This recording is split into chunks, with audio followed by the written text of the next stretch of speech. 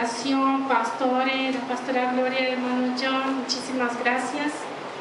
El pastor hubiera querido estar aquí, el pastor Nicolás, mi esposo, que está ahora mismo predicando él ahí en el Cine Capitol. Tenía 19 años, recibí al Señor, voy a hacer 48.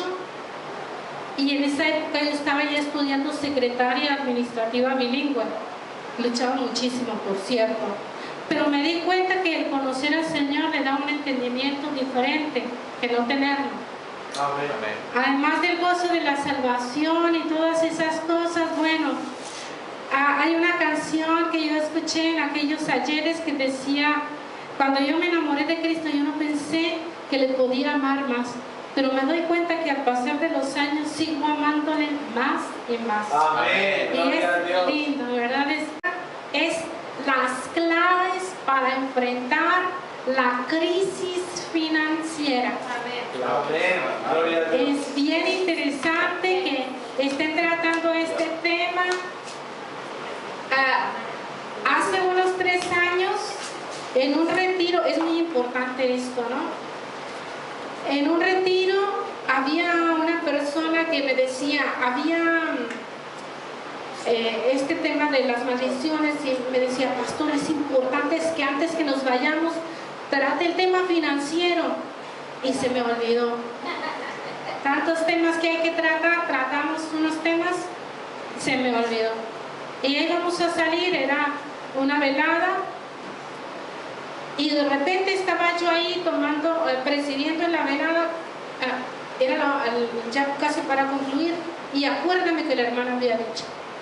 Entonces, quiero empezar contando esta anécdota. Ella tenía esa carga en su corazón porque ella es una maestra secular, ella ha salido con muchas dificultades aquí en España, pero él tiene un hermoso testimonio.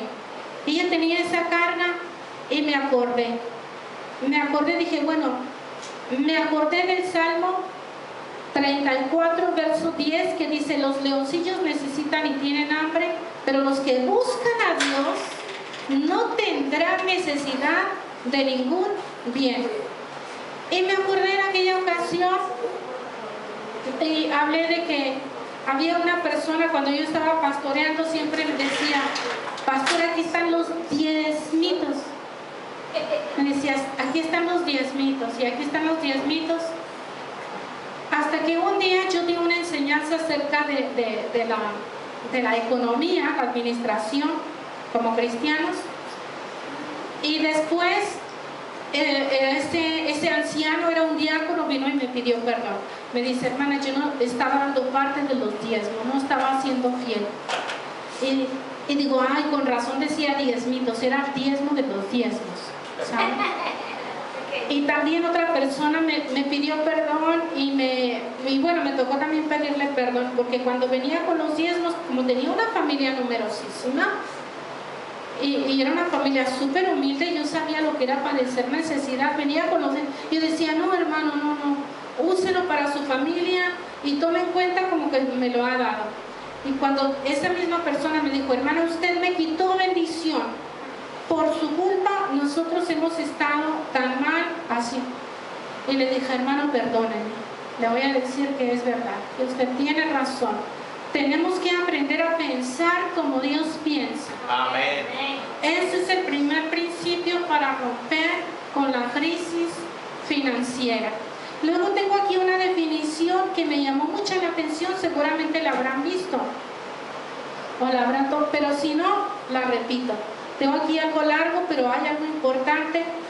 ¿Saben que para los chinos la palabra crisis significa peligro y oportunidad? Entonces, si usted lo quiere ver solamente como peligro, ahí se queda, pero lo puede ver como oportunidad. La palabra crisis viene del griego crisis con K, y este es el verbo krinein, que significa separar o decidir. También los chinos tienen su propia definición, la que he dicho antes. Por esta razón podemos decir que la crisis es un momento de cambio, de ruptura, para tomar una decisión sobre cuál camino escoger: el camino del peligro o el camino de la oportunidad. Al fin y al cabo es una decisión personal. El estado que nosotros tengamos, como estemos, tiene muchísimo que ver con nuestra manera, nuestra forma de pensar. Algo muy importante, tenemos que aprender a pensar como Dios piensa. Amén.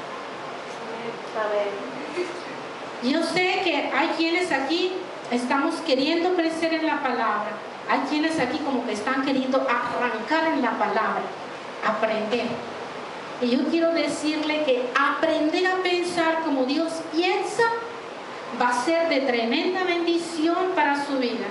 El ser humano, Dios nos hizo racionales, con una capacidad para pensar, para discernir, para saber lo que es bien, lo que es mal, lo que es mejor, lo que es peor. Eso se llama raciocinio.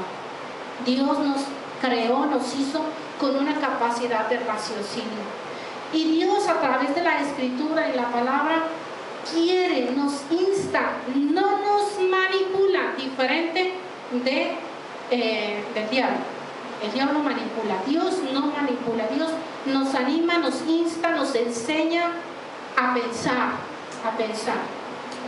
Bueno, dice en Proverbios 22:7, el rico se enseñorea de los pobres, y el que toma prestado es siervo del que le presta. Aquí habla dos palabras, un rico y habla del pobre. Y dice que el que pide. Entonces esa es decisión nuestra. ¿Qué posición vamos a tomar? ¿De prestar o de pedir prestado? Ahora vamos a hablar del primer principio, que es la liberación de la deuda. ¿Por qué liberación? Porque la Biblia dice que si debemos, somos siervos, estamos en condición de siervo. ¿Y cuánto? Administración, y para que nos quedara claro, en inglés y en español. Entonces, una de las cosas que a uno le enseñan en la administración es que no podemos gastar lo que no tenemos. Amén.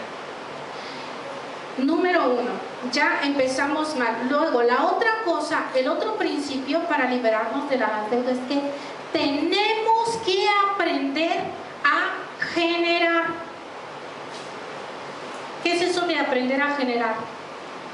Bueno, una palabra muy sencilla que todos, ahorrar. Ahorrar para poder emprender algo o hacer algo. Aprender a ahorrar. Y se empieza con poquito.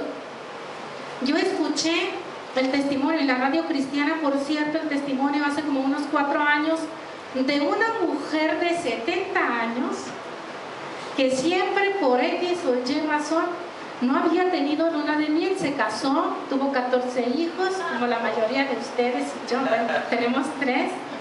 Bueno, la niña murió, tenemos 2 ahora, inconscientemente digo 3. Y me llamó la atención que a sus 70 años ella tomó la decisión de que iba a tener su luna de miel. Ya se habían casado sus hijos, tenía sus nietos y empezó a ahorrar de lo de la compra. A ahorrar.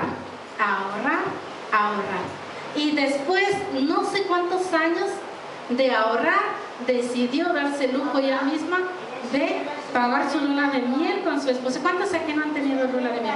Yo no he tenido una luna de miel parcial.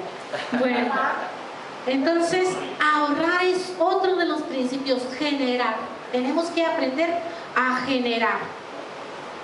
Pero antes que nada, a liberarnos de la deuda. Usted dirá, ¿cómo? Si estoy con una mano que me quiero tocar la oreja y no me alcanzo la otra. Usted dirá, ¿cómo? Aquí vamos a ver pasos importantes en la palabra de Dios. Primero que nada, debemos reconocer lo que ya la Biblia dice, que el dueño de las riquezas es Dios. Amén.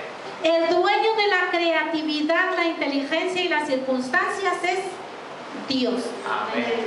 Le tengo una noticia. Es primicia para quien está aquí donde está grabando.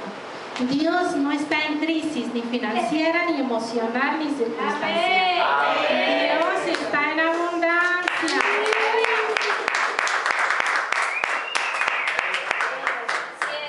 Y usted váyase con esta mentalidad. Dice la Biblia en Salmo 34:10 que los que buscan a Dios tendrán todas las cosas. Amén. No tienen, dice, los leoncillos necesitan y tienen hambre, literalmente. Pero los que buscan a Dios no tendrán falta de ningún bien. Hay que declararlo. Amén. Tengo todas las cosas en Dios. Amén. Él nos está dando y nos dará el entendimiento para que lo que Él nos ha prometido se cristalice físicamente. Amén. En el plano natural me refiero. Amén. Diga no a las drogas. No hay que decir no a los estupefacientes. ¿Sabe que el pedir prestado es como un tipo de estupefaciente? Es una cosa que te lleva a más y a más. Y vemos a los toxicómanos con pena y que no pueden salir de allí. Entonces, tiene que hacerles una limpieza de desintoxicación. Pues haga de cuenta, estamos haciendo una desintoxicación espiritual. Tenemos que cambiar, porque es una intoxicación cuando dice, tengo que pedir, no, hay otra manera. Dios es un Dios que no tiene crisis. Amén. Dios es el dueño de las oportunidades y la Biblia dice que Él da a quien Él quiere. Amén. Nos da las ideas, nos da el entendimiento, nos da su presencia. Miren, luego, escuchen, es que las madres, ¿no? Me dijo, vamos a hacer una cosa. Ella tenía una tienda, vendía ropa nueva, ¿no? Y vendía crédito y tal, y le iba bien, pero aún así tenía la tienda que iba creciendo de abarrotes, pero aún así no era suficiente, éramos muchos y todos en edad escolar.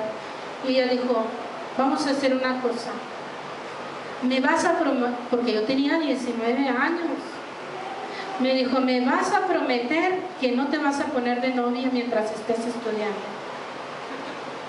Y yo no es que eran de muchos novios, pero digo, bueno, por algo me lo mentira. Y me dijo, la otra cosa, no me vas a fallar. Si empiezas, terminas. Y dije, uy, otra cosa, era difícil, y lo que yo quería era difícil. Entonces no sabía.